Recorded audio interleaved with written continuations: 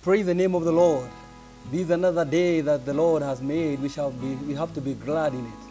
The topic of my sermon today on spiritual transformational menu, above and beyond fear.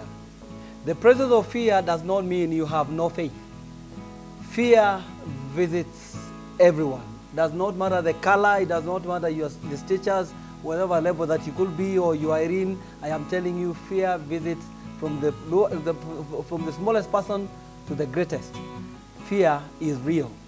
But make your fear a visitor and not a resident. God shields us from the most of the things we fear, but when fear comes from the heart of God, and that we need not be afraid. The book of the Psalm, in the book of Psalm 34 and verse 4, it says, I sought the Lord on the authority, in fact, Amplified Version says, on the authority of his word. Okay? That means the psalmist was actually quoting the scripture, and he said, I sought the Lord on the authority of his word, and he answered me and delivered me from all my fears. What delivered him from all his fears? After scrutinizing the word of the Lord, he was able to receive the authority to overcome his fears. From time to time, all of us experience emergencies that test our determination. When this situation occurs, fear creeps in and threatens to overtake our minds and our hearts. Difficult times calls for courageous measures. Running away from problems only perpetuates them. Fear begets more fear, and anxiety is a poor counselor. There is nothing you can get from anxiety. So therefore, adversity visits everyone. No human being is beyond what we refer to, or the Englishman refers to, old man's troubles reach. But old man's troubles reach is not only an unwelcome guest, he is also an invaluable teacher. If we are to become mature human beings, it is our duty to learn from the inevitable hardships and heartbreaks of life. Today, ask God to help you to step the boundaries of your fear. Tell him today, you will overcome, you'll step out of your fears, and you'll start now living your life to the fullest.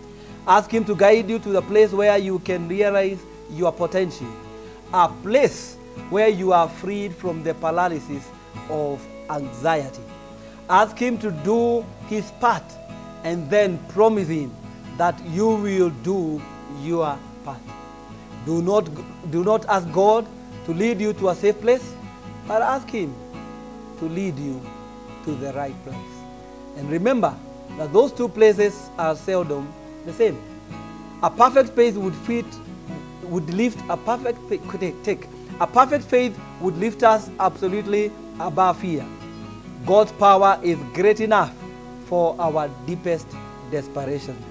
You can go on if only you believe and you accept to overcome your fears.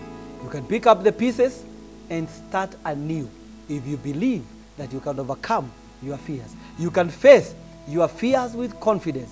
You can find peace in the rumble. There is healing for your soul the moment you will rest in his love.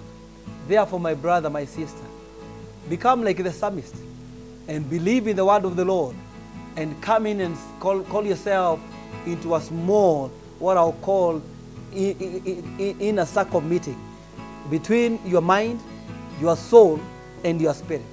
And you know what? Make a resolution that you will have sought the Lord. I sought the Lord on the authority of his word, and he answered me and delivered me from all my fears. Even today, viewer, the Lord is willing to deliver you from all your fears if you put your trust in him and if you believe in every word that is written, so that it may serve as an admonition into your life. Therefore, my brother, my sister, discourage fear to reign in your life.